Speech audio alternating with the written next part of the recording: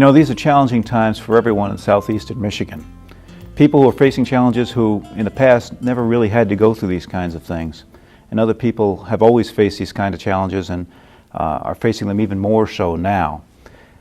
In those kinds of times, it's always great to have good neighbors to help you out. I'm Washington Township Supervisor Dan O'Leary, and I'm sitting here with one good neighbor, Marc Zupmore from DTE Energy. Marc? Hi. Thanks for inviting me today, Dan. It's good to have you here. You are working with Gleaners Food Bank on a new project. Why don't you tell us about the project? We started a new project. It actually started at the beginning of 2008, and what the project is they had a board meeting at Gleaners Community Food Bank, and at that board meeting it was talked about how Gleaners gets canned goods, dried goods, but when it comes in frozen goods, but when it comes to fresh food, by the time that a grocery store realizes that they have extra, it's usually not in a condition to give to people in need. And so with this need for nice, fresh, locally grown produce, the idea came up that DTE Energy, you have all this property that you're cutting, you have grasses around all your facilities, around your substations, and wouldn't it be great if we could start community gardens at these locations, have volunteers help out with the community gardens, give all the food from the gardens to Gleaners Community Food Bank that then they in turn could give to the community. That's wonderful. How long has this been going on? It's been going on now for 2 years. We started out with 2 pilots in 2008. We expanded the program to 8 gardens in 2009. And this year we're looking to expand it once again as the economy continues to get worse. We're looking to do as much as we can to help out. Tell us a little bit about Gleaners Food Bank and how you got involved with them. What do they do? Well, Gleaners Community Food Bank is located in southeast Michigan. They have 5 locations for distributing food. They distribute the food to 470 agencies, which is a large increase because when we started the project in 2008, there were only 400 agencies. So you can see, as the times are changing, the number of agencies, the pantries that they give food to, soup kitchens, different types of shelters, there's the numbers that are increasing, but also each of these agencies are also having an increase in the number of people that are coming to them with a need. So you're having a 2-side increase going on, which is leading to a need for Gleaners to need at least 30% more food right now than what they did just 2 years ago.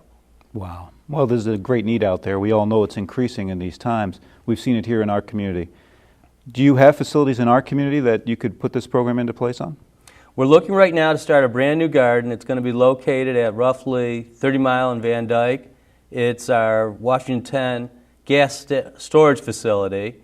And at that location, we're looking at putting in a garden about 1.5 acres. That's wonderful. So how does this work? So it sounds like you have facilities all over the state. And I can imagine each of them have large front lawns that you seed and you have to put fertilizer on and maintain. And in these days and age, it doesn't seem like that's a great use of that land. You're saying you plant small mini farms on that and turn the food over to the needy in the food bank. Exactly. It started out, like I said, right initially with just looking at substations, which we have over 2,000 different substations. And when you're looking at that, you have all the garden concerns. Where's your sources of water? How much light is the garden getting? Is the terrain flat or is it too hilly for a garden? How's the shadows from the trees, other facilities?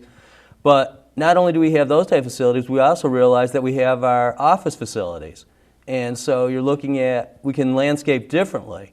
So it's happening at our office facilities as well as at our substations, and we're locating the gardens where it'll be most convenient for the community. Mm-hmm. So we're right now all over the area from Allen Park in the south, South Lyon in the north, and it'll now be in the west, and it'll be now Washington Township in the north for the extremes with other gardens in between there. And then they vary in size. Our smallest garden is about 1,500 square feet, and this will be the largest at 1.5 acres.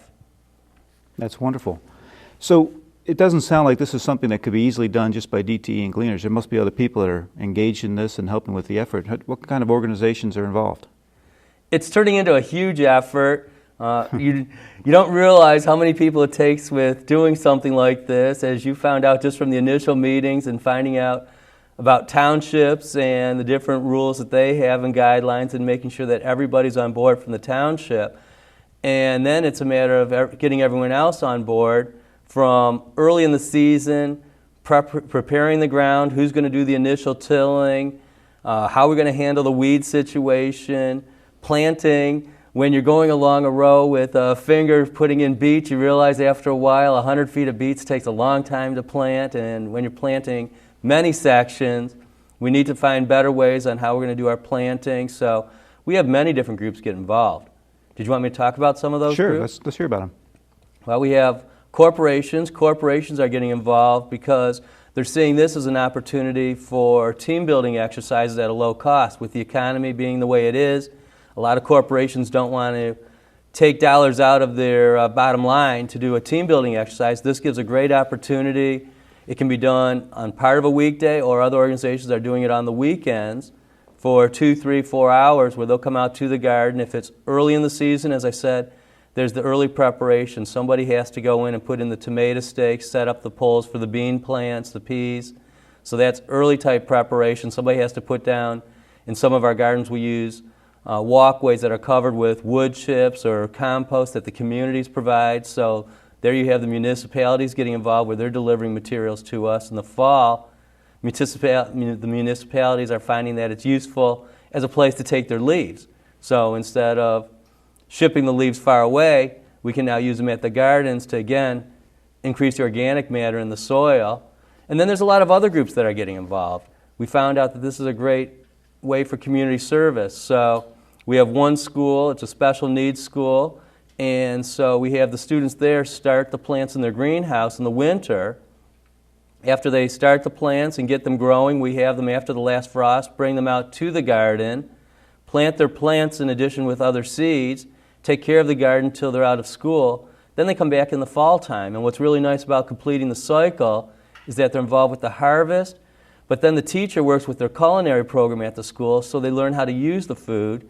They made 1 week a salad, and then the next week they made a vegetable soup out of it. So I felt really satisfied with that. But the other thing that happened, which was really neat, is from the environment, you have a situation where these students are usually on the receiving end from everybody trying to help them, and now we've turned the table and they're able to help the other people that need help. So from a self-esteem perspective, you've really helped the community a lot with that particular group. Yeah, you're harvesting community spirit, not just food. That's great. It sounds like everybody benefits. How does Gleaners distribute this food? Does any of it come locally, or does it all go out of this particular area? In general, we're taking all the food back to Gleaners headquarters, or one of their 5 locations, and then they distribute it to the different organizations in the community. We're trying to make the biggest impact to all the organizations that we can. But one of the nice things is that right here you have Samaritan House, and at Samaritan House, being it's part of Gleaners, we can take the food directly from the garden to Samaritan House, and by doing that, you're avoiding the distribution and transportation costs. We're not having the expense of taking it to Gleaners and back out here, plus you're also getting it there much sooner. So let's say that, for example, they're able to distribute the food in the evening. We could come out that afternoon, harvest the food, they're able to give it out fresh that evening to the people that need it. They're getting food almost fresher or fresher than what you and I are going to be buying at the grocery stores. That's fantastic. We have a great group here in Samaritan House. They do a lot of work with their food pantry, and they provide medical services and that sort of thing. And to have them have the added benefit of being able to receive fresh food that quickly right off the farm is just fantastic. I think that could be a great benefit to them. Tell me about some of the things you might need to pull this off here locally. So you're gonna do this year, is that right? We're going to start it this year. We're working with a farmer next door to help us with the tilling of the property, and so that'll get the initial startup going. We are already aware that there's a lot of challenges in this area, for example with deer, so one of the things I'm trying to do is find the best experts we can on what to grow when you have deer. We're going to be getting seeds locally, and some of it will be plants that will be starting in a greenhouse like we have at the other gardens. It'll be a mixture of different plants that we'll try initially to see what grows best in this environment. And then there's all the different tools that you need through the whole process.